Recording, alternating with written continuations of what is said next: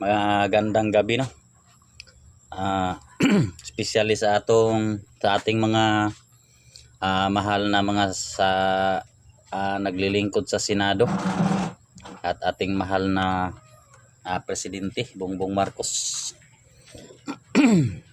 Marami nang magnanakaw ngayon sa ating Pilipinas. Mahal kong Pangulo,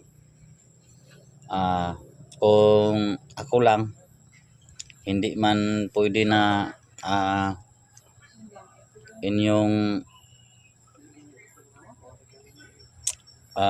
sundin ang aking mga pakiusap, pero kung sa akin lang, dapat na ang silya elektrika sa mga magnanakaw iisa batas na natin, mahal na Pangulo, para wala nang dami ng kaso. ang farm to market road dito sa aming probinsya hindi nagawa dahil dyan. Maraming magnanakaw, bilyon ang ninakaw sa amin budget.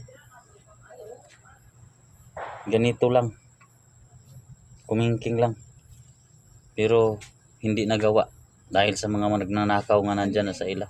Kaya nila pakainin ang kanilang pamilya sa galing ng nakaw. Kami nga mga mahihirap sa bundok kami nakatira, wala kaming karsada.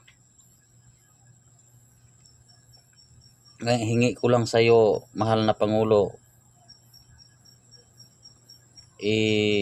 patupad na ang silya elektrika sa lahat na magnanakaw na naglilingkod sa ating gobyerno.